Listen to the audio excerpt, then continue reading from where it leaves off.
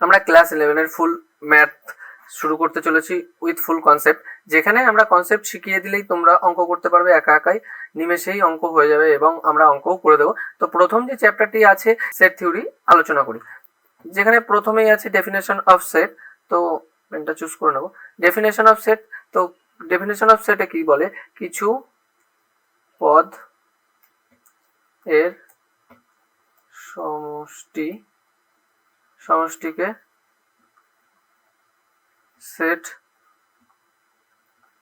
Set বলবো। যেখানে তিনটি কন্ডিশন আছে, সেই তিনটি যদি কন্ডিশন স্যাটিসফাই করে তাহলে আমরা তাদের সেট বলবো। যে তিনটি কন্ডিশন কি আছে, একটি হচ্ছে সুসংজ্ঞাত বা ওয়েল ডিফাইন্ড, তো সুসংজ্ঞাত বা ওয়েল ডিফাইন্ড বা সুসংজ্ঞাত। দ্বিতীয় হচ্ছে যে মানে এগুলো অর্ডার মেনে চলবে না, মানে যদি আমি আগে লিখে নিই, ক্রম মেনে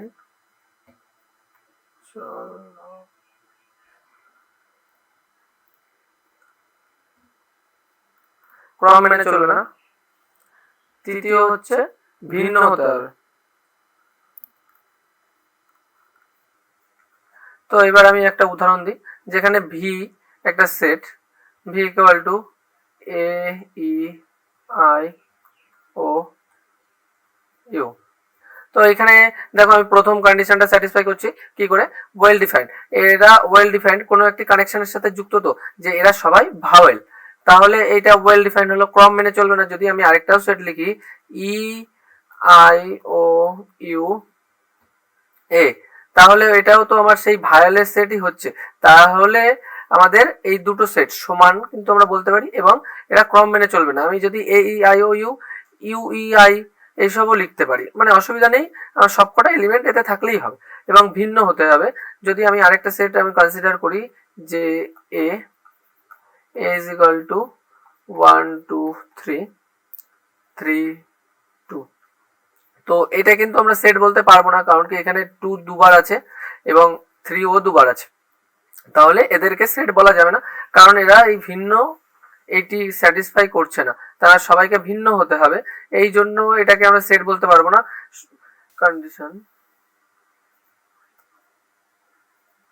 কন্ডিশন যদি স্যাটিসফাই করে তাহলে আমরা সেট তাদের বলবো। তারপরে আমি কিছু নাম্বার যেগুলো আছে, নাম্বারের একটা ডিভিশন আছে, সেগুলো তোমাদের লাগবে, সেটা শিখিয়ে দিই, তারপরে কিছু চিহ্ন শিখিয়ে দেবো। তো নাম্বারের ডিভিশন, প্রথমে নাম্বার যে ভাগ করা হয়, রিয়েল নাম্বার, আর একটা ভাগে ভাগ করা হয় কমপ্লেক্স নাম্বার।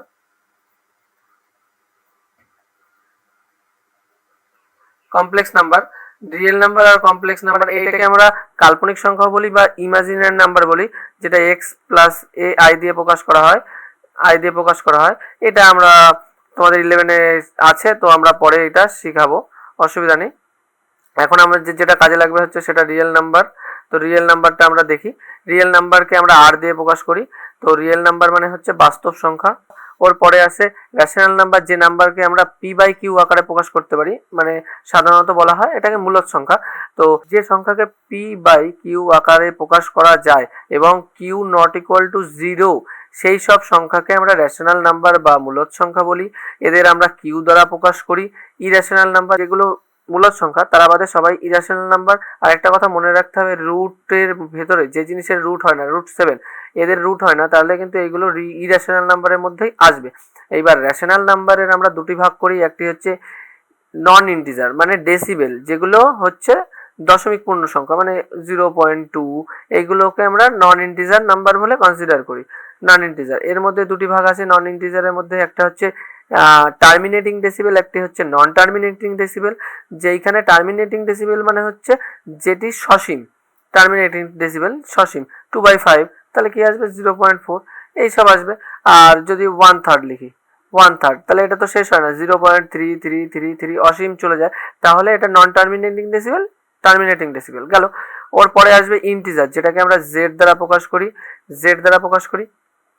এটা হচ্ছে আমাদের বাস্তব সংখ্যা, না সরি, বাস্তব সংখ্যা তো চলে গেল, এটা হচ্ছে আমাদের পূর্ণ সংখ্যা।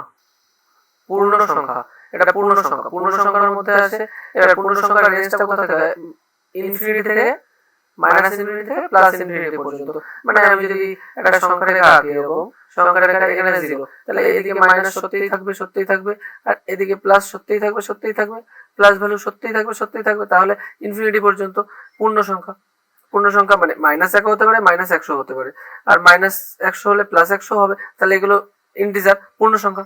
এবার নেগেটিভ, এই ইন্টিজারের মধ্যে নেগেটিভ পার্ট একটা আছে, যেটা ওই মাইনাস সংখ্যা রেখার এই দিকটা যেটা, সেটা তো নেগেটিভ, সেইটাকে একটা ভাগে ভাগ করা হয়েছে। আর বাকি উইথ জিরোকে নিয়ে একটা ভাগে ভাগ করা হয়েছে, যেটাকে হোল নাম্বার বলা হয়েছে। এইবার হোল নাম্বারের পরে দুটি ভাগে ভাগ করা হয়, একটা ন্যাচারাল নাম্বার মানে হচ্ছে স্বাভাবিক সংখ্যা, আর একটা আলাদা জিরোকে আলাদা করা হয়েছে। এবার ন্যাচারাল নাম্বারকে আমরা n দ্বারা প্রকাশ করি, হোল নাম্বারকে w দ্বারা প্রকাশ করি।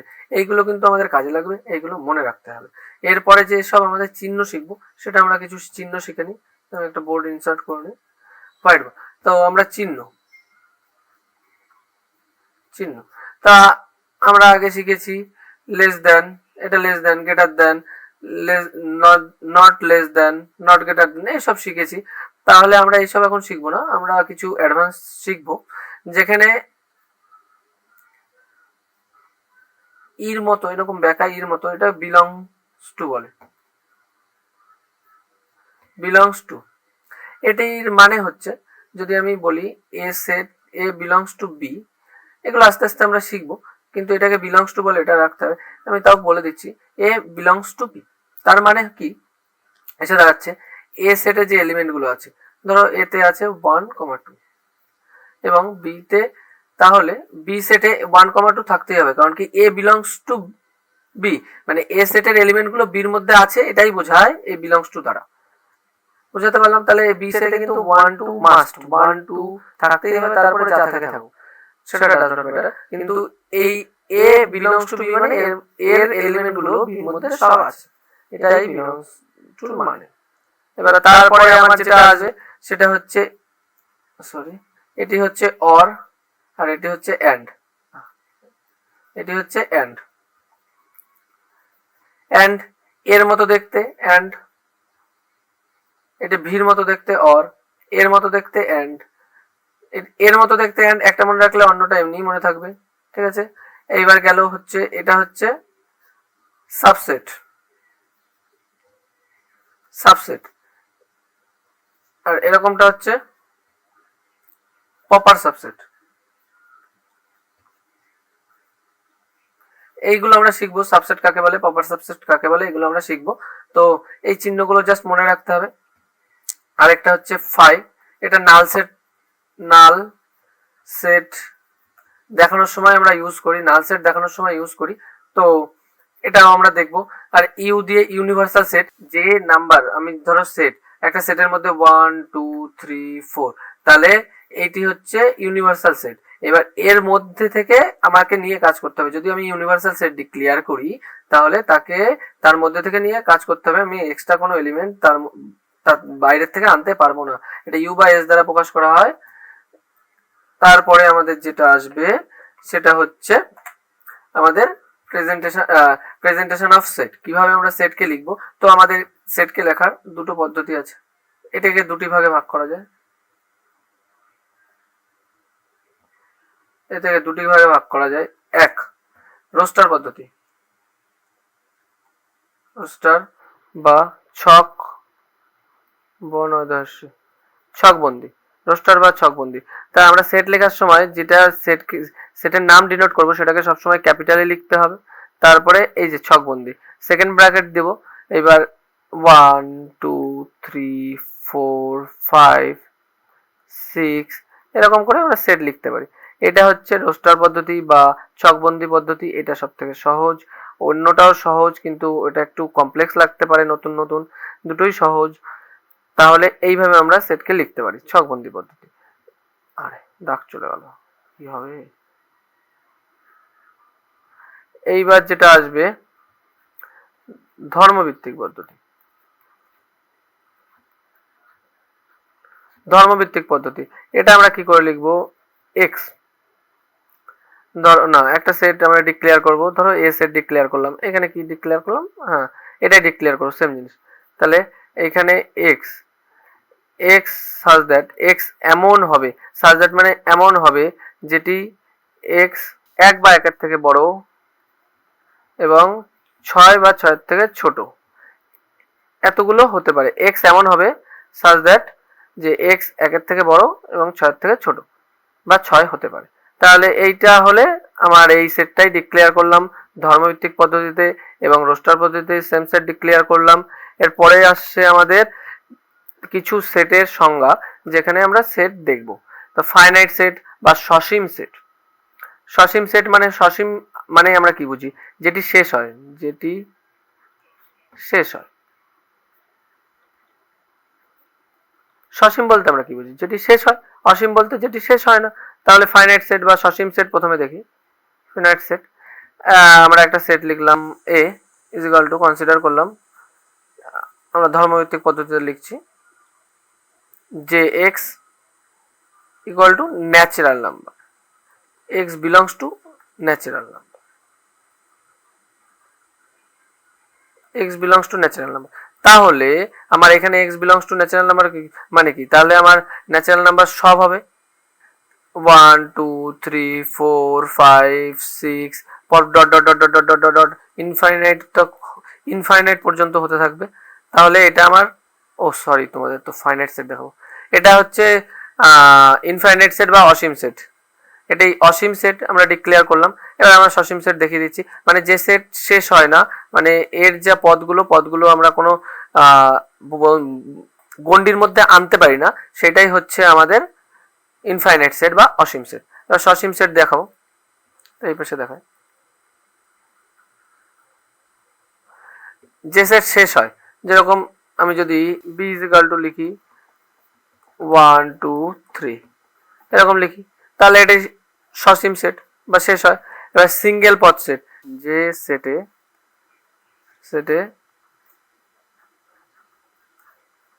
একটি পদ থাকে, মানে এ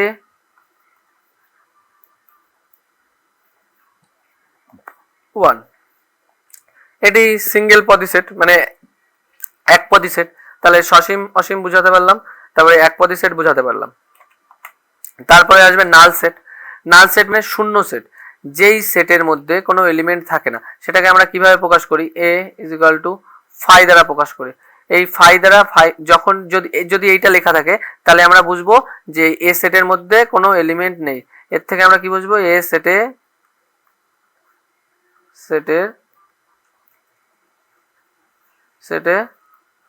কোনো এলিমেন্ট নেই, এ সেটে কোনো এলিমেন্ট নেই। এইবার আসবে আমাদের সাবসেট। এটা মন দিয়ে দেখতে হবে, কারণ কি সাবসেট আমাদের দরকার, প্রপার সাবসেট আমাদের খুবই দরকার, এইগুলো দরকার। তাহলে আমাদের নাল সেট শিখে গেলাম, যেখানে এটাকে নাল সেট বলে বা ভয়েড সেট বলে বা এমটি সেট বলে, এগুলো বলে। তো যে সেটে কোনো এলিমেন্ট থাকে না, সেটাকে কিভাবে প্রকাশ করি? এ ইজ ইকুয়াল টু এরকম ফাই দ্বারা প্রকাশ করি, সেকেন্ড ব্র্যাকেট দিয়ে ফাই দ্বারা প্রকাশ করি। এইবার সাবসেট। সাপোজ আমি একটা সেট নিয়ে নিলাম এ, তার মধ্যে এলিমেন্ট আছে 1 2 3 4 5, আর একটা সেট নিয়ে নিলাম বি, তার মধ্যে এলিমেন্ট আছে 1 2। এইবার আর সাবসেট আর প্রপার সাবসেটের আমি পার্থক্যটা বলে দেবো, যেটি অনেকেই বলে না, কারণ কি এইটার মধ্যে কনফিউশন হয় যে প্রপার সাবসেট আর সাবসেটের মধ্যে ডিফারেন্সটা কি। তো এইখানে এই যেহেতু বির মধ্যে 1 2 আছে, তার মানে কি বি হচ্ছে সাবসেট অফ এ, মানে বি এ এর সাবসেট।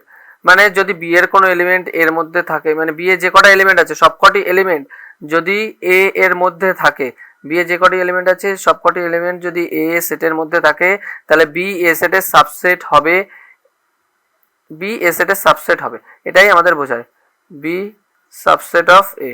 এটা এইভাবে লেখা হয়, বি সাবসেট অফ এ, এইভাবে লেখা হয়। এইবার আমরা প্রপার সাবসেটে চলে যাব।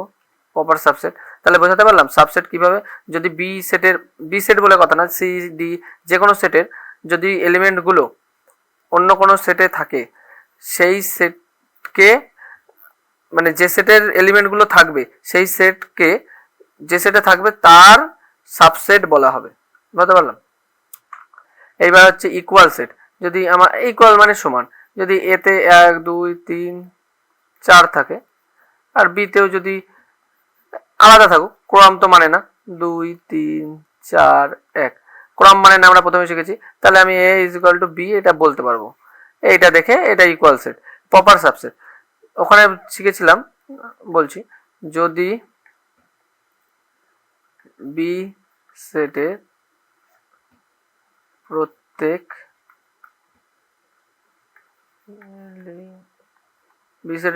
এলিমেন্ট এ সেটে থাকে এবং এইটি তো হলো বি সেটের প্রত্যেক এলিমেন্ট এ সেটে থাকে, এইটি তো হচ্ছে আমার সাবসেট হলো।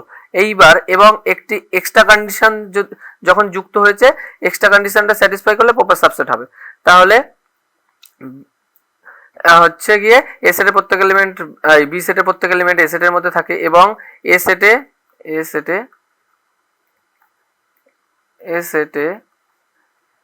বি সেট এর এলিমেন্ট ছাড়া এক্সট্রা অন্তত একটি এলিমেন্ট থাকতে হবে।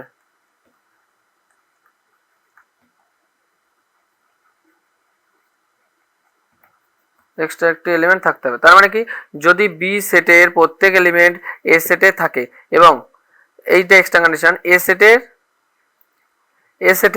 বি সেটের এলিমেন্ট ছাড়া একটি বি সেটের এলিমেন্ট ছাড়া এক্সট্রা অন্তত একটি এলিমেন্ট থাকতে হবে, তাহলেই তাকে আমরা প্রপার সাবসেট বলবো। তো এটা আমি দেখাই কিভাবে। প্রপার সাবসেট এ সেটে, ধরো বি সেটটাকে করে নিই, বি সেটে 1 2 3 4 থাকলো, তাহলে এ সেটেও যদি 1 2 3 4 থাকে, যদি 1 2 3 4 থাকে এ সেটে, তাহলে কি বলতে পারি, বি সাবসেট অফ এ। এটা সাবসেট বলতে পারি, প্রপার সাবসেট বলতে পারি না। যদি কোনো না কোনো একটি 5 এখানে থেকে যায়, তাহলে আমি বলতে পারি বি প্রপার সাবসেট অফ এ। যদি এই 5টা থাকে তাহলে আমরা এইটা বলতে পারবো, যদি 5টা না থাকে তাহলে আমরা সাবসেট বলতে পারবো। তার মানে কি, সব সাবসেটগুলো কিন্তু, মানে সব প্রপার সাবসেট নয়, কিন্তু সব সাবসেট প্রপার সাবসেট কিন্তু হতে পারে, এইটা মনে রাখতে হবে। তারপরে ইউনিভার্সাল সেট মানে, আমরা ইউনিভার্স মানে কি জানি, সমস্ত। তা আমরা যদি ডিক্লেয়ার করি, ইউ মানে হচ্ছে সমস্ত। ধরো এ সেটে যা আছে, এ সেটে আমি ডিক্লেয়ার করলাম 1 2 3, আর বি সেটে ডিক্লেয়ার করলাম, যেখানে আমি দেখাবো, মানে আমি যে অঙ্কের ক্ষেত্রে দেখবো সেখানে বি সেটে থাকলো 4 5 6, তাহলে আমার ইউতে থাকবে, বড় হাতের ইউ, সরি, ইউতে থাকবে হচ্ছে 1 2 3 4 5 6, এইখানে থাকবে। কারণ আর আমরা সেট লেখার সময় একটা জিনিস আমার দেখানো হয়নি, সরি, ভুল হয়ে গেছে। সেট লেখার সময় যেটি ইকুয়াল টু লিখবো সেটা কিন্তু সব সময় ক্যাপিটাল লেটারের হতে হবে, এটা ক্যাপিটাল লেটার থাকবে, ক্যাপিটাল লেটার থাকবে এবং দ্বিতীয় বন্ধনী দ্বারা বদ্ধ থাকবে, এটা তো আমরা দেখেছি। ইউ, তার মানে ইউনিভার্সাল সেটে আমার টোটাল এ সেটও থাকবে, বি সেটও থাকবে, এটি কিন্তু মাস্ট থাকতেই হবে। ইউনিভার্সাল সেট বা এস, সার্বিক সেট বা ইউনিভার্সাল সেট আমরা এইভাবে বলতে পারি। মানে যেটা নিয়ে কাজ করব, যেসব সেট নিয়ে কাজ করব, তারা সব ইউনিভার্সাল সেটের মধ্যে থাকবে। ইউনিভার্সাল সেট যদি তৈরি করতে হয়, এটা আরো অঙ্ক করলে আমরা বুঝতে পারবো আরো ডিটেলসে, অসুবিধা নেই কোনো। এইবার হচ্ছে পাওয়ার অফ সেট। কোন একটি সেট এ, এটা একটা কম নেই, এ বি সি, এটা এবিসি দিয়ে দেখাতে হবে, না হলে একটু প্রবলেম হয়ে যাবে। এটা আমি একটা শিট নিয়ে নিই, কারণ এটা সমস্যা হবে। আমরা ওই সূচক পাওয়ার অফ সেট লিখবো, যেটাকে পি, কি হলো, পাওয়ার অফ সেট লিখবো, যেটাকে আমরা পি অফ এ বলতে পারি। পি অফ এ মানে যে সেটের বের করবো সেই সেটের পাওয়ার অফ সেই সেট, সেটা আমরা বলতে পারি। তাহলে দেখো, এ সেটটা আমরা ডিক্লেয়ার করে নিই, এ সেটে এ বি সি, এটা ডিক্লেয়ার করলাম, এ সেটটি দেখালাম। এবারে এ সেটে আমার কতগুলি সাবসেট হতে পারে সেটা আমি হিসাব করতে হবে, সেটাই হচ্ছে পাওয়ার অফ সেট। এটার একটা ফর্মুলা আছে, ফর্মুলাটা হচ্ছে 2 to the power n, n যেখানে n ইকুয়াল টু যে কটি এলিমেন্ট থাকবে সেটে। তাহলে আমরা কিভাবে বের করতে পারি? P of A 2 to the power n দিয়ে 2 টু দি পাওয়ার n দিয়ে আমরা বের করতে পারি, nটা হচ্ছে যে কটি এলিমেন্ট থাকবে সেটে। তো আমরা এটার বের করে দেখি, তারপরে আমরা বুঝতে পারবো। তাহলে এ সেটে আমার ছিল এলিমেন্ট এ বি সি, এর কটা সাবসেট হতে পারে সেটা আমরা হিসাব করি। তাহলে প্রথমে এ বি সি, এরা সব প্রত্যেকে একটা করে হতে পারে। তারপরে টোটাল এবিসি একটা হতে পারে, এ বি সি একটা হতে পারে। তারপরে এ বি একটা হতে পারে, বিসি একটা হতে পারে, সি একটা হতে পারে।